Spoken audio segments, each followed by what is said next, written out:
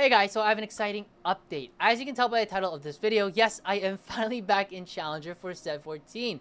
I even have the post-game lobby still open here behind this window here. I just have the rest of it hidden because I don't want to spoil what happened in the game. But for the first time in a long time, today, I want to go over the game that I played that pushed me back into the top 250 of North America, my general thought process throughout this game, but also just overall things I've noticed on my climb back into Challenger. Let's get on to today's video. Okay, so here we go. We are inside of the VOD component anvil portal. Now, I've heard some mixed reviews about this portal. Personally, I really like it. I just think that it's nice to have a little bit of extra components. It doesn't feel like the game is warped too much, but it feels like a good amount of, here's a little bit extra, you know? But I've heard some mixed reviews because I've heard some people don't like this portal because it feels like you can hard force lines pretty easily. So, for example, as you can see, I'm scouting very diligently throughout stage 1 here because I'm trying to see who has a lot of the Bastions, a lot of the Jaxes, the Poppies, the Morganas, and also the Mundos, the Alistars, the Seraphies, the Zyros, and seeing who's high rolling these lines and who is not. If somebody is high rolling these lines significantly harder than you, I would recommend, especially with units like Poppy and Jax, to not even bother holding them, because if you do, you are just holding shitty units that by themselves are not actually that good. And as I can see here, I'm already thinking, well, holy shit, I'm not high rolling either of these two 1-cost reroll lines that are super meta right now, so I'm just not gonna bother holding them. Obviously, I'll hold the bruisers though, because unit quality wise, they're still pretty good. Excuse me. 2-1 augments, Carol weaklings, Pandora's Bench over encumbered. Let's not even talk about Carol weaklings, makes no sense. 0 cyber boss units, Poppy is contested all the time, just not a very good time. But now we have a bit of a discussion. Pyromaniac versus Pandora's Bench and over encumbered. I can tell you right now, I don't really want to take the right side either, because the reason being is over encumbered feels pretty bad on this portal specifically if you are aiming to lose streak, which is what I'm trying to do because I don't have any upgrades and I have a Draven. Lose streaking with over encumbered feels pretty bad because you have the 2-component anvil sitting on the bench. These anvils, ideally speaking, you do not want to open these until stage 3 neutrals because you want to make sure that you have like a lot more informed direction before popping these open, and because you don't really need the item slam since your objective is to just simply lose streak. So I'm thinking over encumbered is not great here, and I hate Pandora's Bench. That's just me personally, that's my own vice against it. So not a big fan of this combination, but Pyromaniac is a bit more of an intriguing option. But let me tell you why I don't like it. I have right now on the left hand side a bow, chain, and a glove. Bows, generally speaking, on this current patch feel like they are more utility focused rather than they are damage focused. Yes, you can get stuff like a Gensu's, and you can get stuff like a Last Whisper or like a GS. Fine. But are you ever itemizing these items first? Usually not. You want to usually, if you're going for a Last Whisper, you want to save the glove for an IE, and GS is the same sort. You kind of want to save the sword for the IE, right? So generally speaking, when I think of bow, I think about burn. I think about pyro, or excuse me, red buff, or I think about shiv. Those are really like the ideas that come to mind, and Last Whisper sometimes. Those are what comes to mind. So technically speaking, if I take Pyromaniac now, I could have a 3-item carry from 2-1, which sounds really strong, but my objective is to lose streak. And if I decide to take Pyromaniac and try to build this 3-item carry, when I'm trying to lose streak, it's also pointing me into a direction that's going to be more AD focused with the bow already on bench, since that's going to have to be like a Ginsu's or like a Last Whisper most likely out of the other options. Yes, I could still do like a Shiv as well and try to lean AP, but my units right now are going to be like a 2 Rapid, 2 Vanguard frontline if I decide to level to 4. That's kind of where my story begins, if you will. That's such a weird way to phrase it. But because of that, then if I'm thinking, okay, 2 Rapid Fire in the back, 2 Vanguard in the front, and I take Pyromaniac plus 3-item carry and I try to streak, sure. But now I'm playing Vanguard Marksman, and holy shit, that shit sucks dick, and I don't want to play it. It's a good line, don't get me wrong, but unless you can really secure that win streak, I don't think it's worth playing this line too often. It's more of like you default this if you actually need to, but realistically speaking, I try to avoid it if I can, or if other options are available. So that's why I'm not a big fan of Pyromaniac either. So, as we can see this here, I get Spirit Link as well. Spirit Link is the first one that's actually pre-takeable. Now we have a conversation. Spirit Link makes a lot of sense. I'm trying to lose streak. It's plus 4 gold on the left-hand side. It's plus 4. Not much else needs to be said. If you're trying to lose streak, you're going to lose HP. Get a lot of value out of it later. Very, very good. So I actually really like Spirit Link here. So I'm actually leaning towards Spirit Link in this current spot. So I'm going to reroll the right-hand side here, see what I get, and I end up getting, after scouting, excuse me, the caretakers, by the way, is a Darius, in case you were curious. But some people are already calling the comps, by the way, more Gorilla, and Darius is going to be the caretakers. They're likely going to be a TF. So I'm thinking, all right, cool. I already know what 3 comps are. Silver Spoon, good for something. Oh, baby. This is too good. You have to take this. Why is it so good? First off, Silver Spoon actually pumps you to level 4. By doing so, you get an extra unit on your board for good for something value, which is also so good.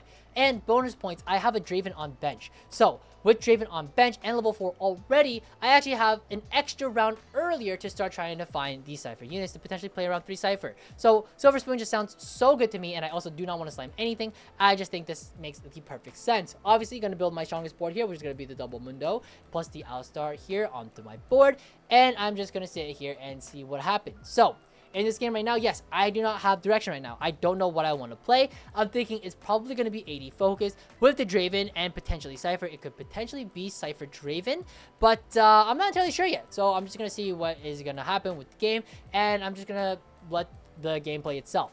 I find the Vi and a LeBlanc in the same shop here on level 4 odds. Super lucky, by the way. But hey, if Mortog's going to throw you a bum, then you got to chew on it or something. You know what I mean? But I'm scouting around the lobby. I sacked my board a little bit, but unfortunately, I did not do a good enough job scouting because this Maple guy actually sacked even harder than I did. So that was a bit unfortunate, already losing the lose streak here. But you know what? It is what it is. Life goes on. We're just going to sell to make 10. And again, just going to let the game play out and see where we're going to go. So, okay. Now let me talk to you a little bit about my thought process from this point forward. Right now, I'm thinking Cypher Draven. That is probably my line from this game. I'm not 100% committed to the idea of it, but I am open to the idea of potentially playing into it depending on how the game goes. I'm also thinking maybe I can play Zeri MF. I think my Exotech items were Pulse plus Cyber Coil. They are very not that great. That was a bit redundant, but it's not good for Zeri MF is what I'm trying to say here. Usually you're looking for things like Flux Chassis instead. That's really like the best combination for that. But it's okay enough that I could potentially lean into it. I just don't really know what to do just yet. Speaking of which, since I don't know what to do just yet, I don't know what to take off carousel here. But I do know for a fact that I want something that's a bit more open. And in this scenario, I was going to go for a tier because I think tiers are highly contested. But also, it's on a 3 cost and tier can be anything. It can be Vow, it can be Shojin, it could be blue buff, it could be whatever. So I was thinking, okay, tier makes a whole lot of sense here. I think I'll take it. Got snagged for me, so I was like, all right, belt is probably the next best thing. Not sure what I'm going to do with the belt, but belt is also, again, super open component. Can be guard breaker, can be warmogs, the best tank item in the game. So I'm thinking, all right, you know what? It is what it is. I am just going to take a belt. Going into the 2-5 round as well, I actually sell my units here, which is not that great because of good for something value, but I did want to make sure that I was losing. I did think that there was somebody who I was potentially going to fight who was going to be significantly weaker than me, so I did have to sell the units there, unfortunately, and I ended up buying the amp units here. I'm not really thinking about amp particularly from this spot, but I'm like, maybe it's an option here. I'm not entirely sure just yet. Again, just based off my items alone, I am thinking more like Draven, but I'm not entirely 100% sure. And actually, I see that Darius player with the Caretakers. Again, remember, they're Caretakers Darius with the Ginsu's, i.e. on a Draven. I'm thinking Draven is becoming less of an option because I know that there's a TF player likely in the lobby. With that being said, I'm thinking, all right, I know he's Ginsu's IE plus Darius, but he has the Draven, and it's very likely he's TF anyways. So I'm thinking, you know what? I'm probably not going to play Draven from this spot. I need to find something else. Still holding to the amp units here. I'm just trying to make a board that resembles some semblance of strength. That way I can just beat the neutrals here. I think I ended up slamming a belt on the Silas here as well, which is kind of a bitch move, not going to lie. I should have just made sure that like I could have had them die for extra good for something value because it does proc on neutrals. But unfortunately, I am not confident enough or... yeah, I'm just not confident enough about it. I sweat buckets every time neutrals comes around because I'm just like, holy shit, like I don't know what to do. I end up tailoring my board a little bit here with Cypher, but a little bit of AMP. I'm hoping maybe something could go here. I want to point out Frodan as well because I think his spot, I actually had no idea what this guy was playing either. But I'm looking at his component situation. I see blue buff, guard breaker, gunblade. I'm thinking this guy is definitely playing Vex. I like for sure. I'm thinking about that. He's prepped some units here as well. He prepped the Morgana. He's prepped the what's his name, Draven as well, but I think he's just prepping it because it was just on his bench in case he needed to find Cypher. Didn't find it. Maple, I've noticed, is though Nasher Shojin. That is sounding alarms in my head thinking, okay, maybe I should not play Strat Amp in this game because this guy seems like he's playing Strat Amp. So with that being said, out of all the lines, MF Zeri is kind of like the only one that's like uncontested, right? I'm like thinking about it, but like, honestly, but if he plays Vexotech, and this guy actually is potentially playing Vexotech as well. He has the Morello plus the blue buff and like all the Vexotech units. I couldn't really read what this guy's situation was just yet, but it was screaming Vexotech, but he does have Pulse, so actually it's not, it might be something else. In fact, it's probably Dynamo now that I'm thinking about it. So I'm looking at this, I'm thinking maybe Dynamo, but that's generally the sort of like what's going on in the lobby right now. Hustler guy has already hit a Morgana 3, by the way. That's kind of insane. And a Poppy 3 on 3-1. That is pretty high roll. But again, I'm just like looking throughout the lobby. I'm just trying to figure out like what I can really do here that makes a lot of sense for my spot. So I'm thinking, okay, Dan is probably Vexotech. I can maybe do MF Zeri. That seems very open. But MF Zeri also contests Sejuani's and Jax's and Mordekaisers. And if I know there's at least 2 players in there, and then I have to do that as well, I'm not a big fan of it. Plus my Exotech items, again, not amazing for the line. So I'm not gonna lie, I'm still pretty conflicted here. I just know it's not Draven because I know that the other guy's gonna be rerolling Draven for certain, and the last thing I want to do is contest a reroll line. So still a bit lost here, but Bandit D's backup and lineup. I know it's not backup. It's all I know. Fuck Vanguard Marksman. I am not playing it. I refuse. So I refuse to take backup here. Again, Vanguard Marksman, great from ahead, really poor from behind, and I am behind. So 66 HP, I gotta play for a very, very strong line. That's all I understand. I end up rerolling Corrosion as well, which I did not like very much as well. And I like that I saw Fire Sale. Now, as soon as I got Fire Sale, you might have noticed, I immediately reroll left and middle. Why? What is it about Fire Sale that is so good compared to Kingslayer and Mana Flow? Well, let me tell you. Fire Sale is good because it gives me direction. And obviously, the Annie is a bit of a bonus. But Fire Sale means I get to play Stratamp. Why? Why in God's name does that mean I can play Stratamp? When you play Stratamp, this is what I noticed when VOD reviewing Wajan Iverson, who, if you don't know already, he won the most recent cup in North America, but also he was, or excuse me, in the Americas, and he is also rank 1 in North America, and his Smurf is higher LP than me, which is a little depressing, but that guy is a beast. His main account's like 1800 LP. That guy's a monster. But in case you did not watch his games, during the cup, he played a fuck ton of Stratamp. He actually played it, I think, 4 out of 6 games. And I don't think it was a line that he particularly wanted to play every single time, but it just kept kind of falling into his lap. Now, what I mean by falling into his lap? Stratamp, what I've noticed whenever Wajan plays it, is a level 9 on 4-2 composition. Level 9. Not 8. 9 on 4-2. Why is this the case? Stratamp itself, as a composition at the moment, really feels bad rolling on 8. Unless you're high rolling the legendaries, you normally do not want to really roll on level 8, is what I've noticed when watching this guy. This guy's never level 8 on 4-2. He's always level 9. The reason being is because when you are level 9, even with just like 30-40 gold, it's enough for you to just be able to roll and find 1-star versions or 1-star copies of the units that you need. Sometimes you get a 2-star. Usually it's going to be the Annie, but it could be other stuff as well, since Annie's like usually not that contested. But why is that okay? Right? Because if you're like 20 HP, 30 HP, going into 4-2, and you are like rolling for 1-cost copies, like surely that can't be good enough, right? Well, actually, it's kind of the opposite. It actually is enough. So what I've noticed is that usually, as long as you can guarantee that 2-star Annie, plus like a Nico 1 and 5 AMP, that's usually stable enough to get you out of stage 4. And by the time stage 4 is over, you would have had enough time to have just kept donkey rolling to find the rest of your units, find the upgrades, and then go from there again. That is what I've noticed is Wajan's general game plan when it comes to his strategy playing this line.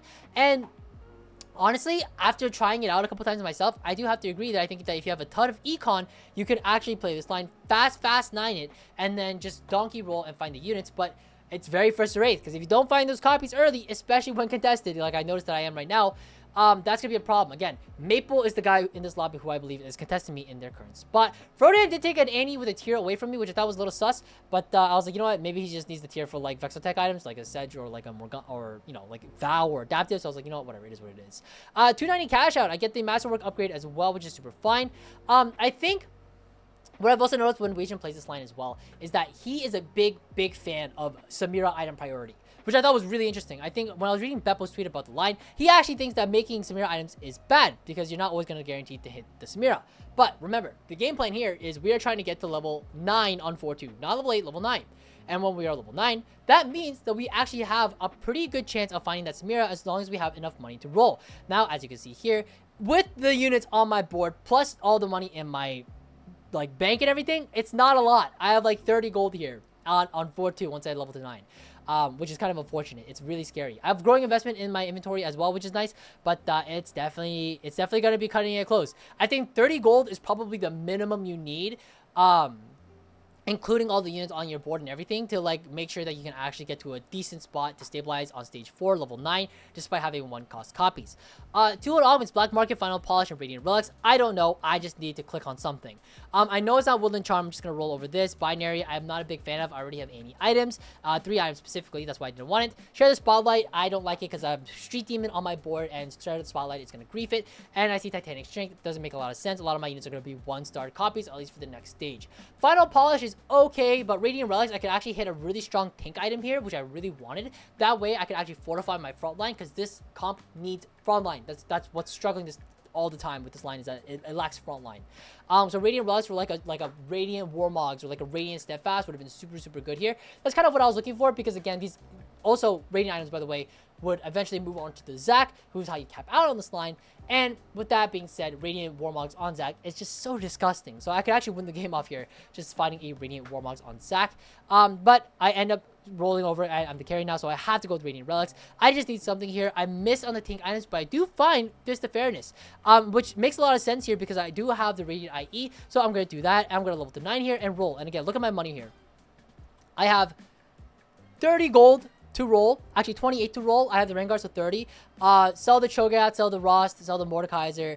It puts me at about, what is that? +6, +9, like about 40 gold to roll. That's enough. It's enough to at least put some sums of a board together that is going to win rounds, which is super dicey, by the way. Again, we're contested here at 16 HP, which is really scary. But here comes the roll down here, and as you can see here, I have no room for negotiation. I either hit the units or I do not. I find the Samira, which is already really great here. I put the Mundo in just because I noticed I don't have the Street Demon in already, and I'm just rolling, just trying to find some sums of a board somewhere. And actually, I ended up selling the Rengar here. I finally find 1 Nico, which is great, but I end up only playing, I believe, oh, no, excuse me, I do have the gold bag on my bench as well, so I ended up using that just to find a little more units, and this is kind of where I need to stop. So, on my board now, Annie 2, Samira 1, Nico in the wrong spot, but I do have double Radiant Samira 1. This board looks sus as fuck, and actually, look at the board, by the way, here. Have you noticed this? Frodan decided to also play Strat Amp, which I thought was crazy as fuck. I could have sworn on my mother this guy was going to play Vexotech instead because he has blue Gauntlet Guardbreaker, but I guess he just found the Strat Amp units instead, so that's why he decided to pivot, I guess. I'm not really sure, to be completely honest. I don't know if this was his angle initially, but he ends up taking 1 buff, 2 buff with the Champ Dupe as well. So despite the fact that this line is now 3-way contested, he has a Champ Dupe, which makes his life a lot easier for hitting the units. So I'm already thinking, holy shit, this is bad. The units are hella contested. So I'm thinking, all right, you know what? I just got to make sure that I hit. So I just got to reroll every single turn and try to hit the units. Again, I have Fire Sale, which is really nice. It's going to bring out my economy whenever I need it. Plus, good for something. So every turn, I'm generating like 2 to 5 gold usually. So that's always really nice, because again, I only have 3 fully itemized units on my board. And as you can see, based on these fights, by the way, they're not even close. They're actually pretty solid, because I do have that Annie 2 who's able to throw out the Timbers super early and fortify the front line nevertheless. But going into the characters like here, I see a Samira, by the way, and I'm thinking, oh, I did it, I won, I got the Samira 2, and I am chilling for the rest of the stage. Nope, Frodan has Young, Wild, and Free. I was actually really mad about it. He actually ends up getting the Samira off carousel, which denies me from it, and I was really mad, but it is what it is. I get the glove here, not for a Samira item, but actually for a tank item. Again, frontline is sort of the name of the game right now. I just need to fortify the frontline. I have enough damage for certain. But Frodan actually has 2 copies of Samira at this point, and I only have 2, but no dupe. So he actually already has guaranteed his Samira 2 already. I just don't know how he's gonna... I think he's Annie 1 attack. So yeah, he dupes for the Samira 2, as you can see on the right-hand side here. And I find the Samira 2 as well in my shop, because I am on 9 odds, which is super nice. I end up having to play double Echo here, which kind of sucks, but... Unfortunately, yes, my board is slightly weaker with the Echoes for the front line, but backline wise, I'm so unbelievably strong with double Radiant Samira that honestly, I don't think any fight is going to be that close, because by the time my front line falls down, Samira can already clean up quite a bit.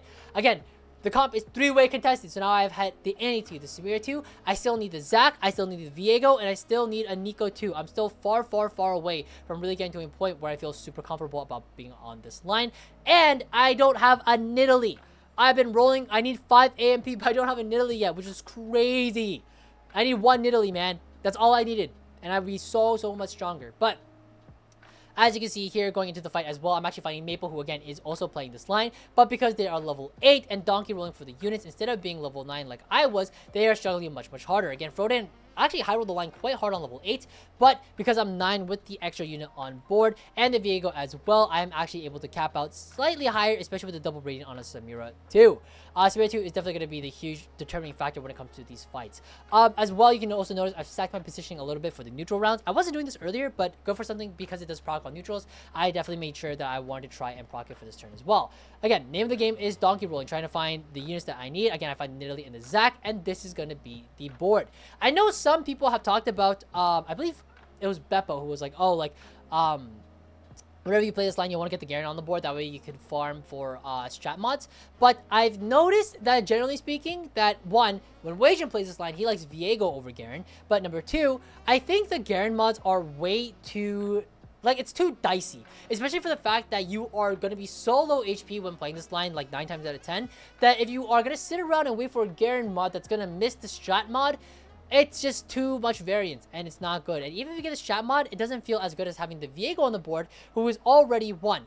Some extra damage amp for your Annie already, but number two, he's going to be a little bit of extra front line with the extra Golem on board, and if you happen to get a Aurora copy for the Viego passive, then you actually get to have another unit on the board for free. So I actually like the Viego on the board a lot more. I think it makes a lot of sense here, and actually crazy fucking fight, by the way, because this Gorilla board is crazy strong, but my Samira is able to clutch out and still do really, really well. Again, name of the game is just donkey rolling. Yeah, I'm actually just donkey rolling for basically until Nico 2, because again, Maple and Frodan are holding a lot of the units here, and I know that Maple still does not have a Nico 2.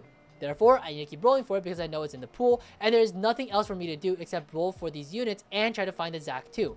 If I'm able to manage to get the Zac 2, I, like, completely win the game. That it is indisputable. I win the game for certain. Until Zac 2, Nico 2, that is going to be the problem. Actually, Frodan just died, so I was able to take him out and actually get the units back into the pool, so now I can keep rolling and hopefully have a much, much better time trying to find the units that I need. I wanted the QSS here because I think it was the best item that I could have gotten for the Samira. I ended up going for the second best on the carousel, which happens to be the Runans, but I'm going to throw that onto the Samira here, and I'll have a 3-item tank, 3-item double dual carries, and life is good. Again, rolling here because I just need to try to find the units that I need. Frodan actually messages me here. He PM'd me, you trash. I felt kind of bad. Because he high rolled pretty hard on 8, I can't lie. Oh, I don't know, you guys cannot see the conversation here, but here, I can hide my camera real quick, but as you can see here, if I just go back a little bit. This is funny, I might as well show it. He says, you trash, mad face. Oh, I'm sorry, but I need a man. Come on, happy birthday, by the way, man. I'm sorry. It is his birthday today, which is even more unfortunate, but it is what it is. I think he responded like one last time to this as well. I'll just hide my camera until he responds. But, yeah, I feel a little bit bad sending him 8th, but it is, yeah. Bro says, sorry, I need it, but happy birthday. Yeah, anyways, so that's kind of the conversation.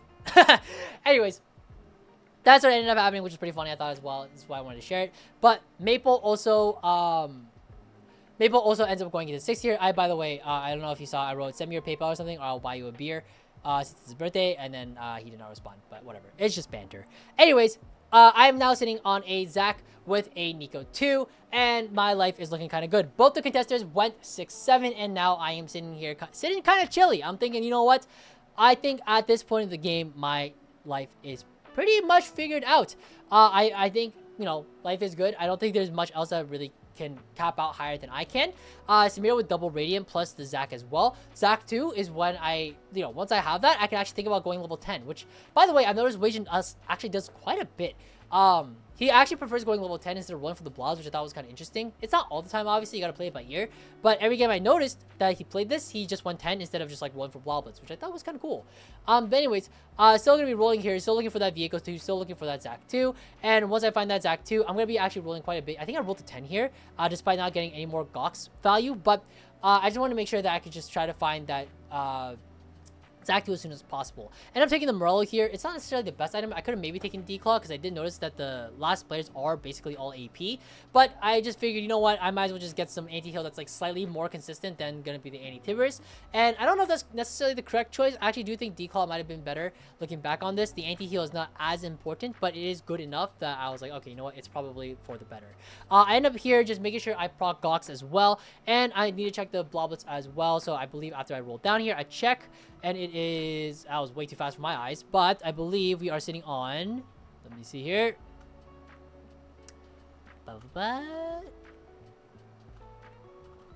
35 Bloblets. 35 Bloblets Zach. So, excuse me, that took a little bit more time than it had to. But 35 Bloblets and life is good. 35 Bloblets, that has to be more than enough. Typically speaking, the break point for Zach, in my opinion, is around 20 to 30 Bloblets is when you really want to start considering moving the items over. Because especially Zach too. Once it's Zach too, I think you can just kind of move it even at like 10 or 15 blobs. But generally speaking, 20 to 30 is really like that sweet spot when you're like, all right, critical mass, it's definitely Zach at this point. And that's like for certain. Anything past that, it's super, super strong. But I mean, at this point, the game has written itself. Nothing much else that really needs to be done. I just have to make sure that my Samira is positioned on the same side as the opponent's carries. That way, when she dives in, she can actually burst everything down. I unfortunately do miss here, but she does have a lot of amp vamp as well with the Radiant Hodge. So it's not really my biggest concern here that Poppy is smacking her a little bit upside the head every once in a while with the buckle. But I take out Chabo here for the top 2 concerned and quality teammate. I believe fought my Ghost actually. And here we are. I'm looking at the items here. I want a TG for the Viego. Didn't get it. Evan Shroud, good enough. Again, Samira has innate Slender, but I don't think it matters too much. It's probably just roll for Blobbits at this point. I'm never going 10. And I hit all the Blobbits that I can hit. I'm looking at a super, super turbo capped out flatline for Vanguard, for Marksman board with an Aurora 2. Very strong board and very competitive to say the least. But just like any other Vanguard Marksman game, it is never a first. And as you can see here, as the final fight breaks down, my Samira, as soon as she casts, just completely obliterates his entire backline. So that's basically going to do it for this game.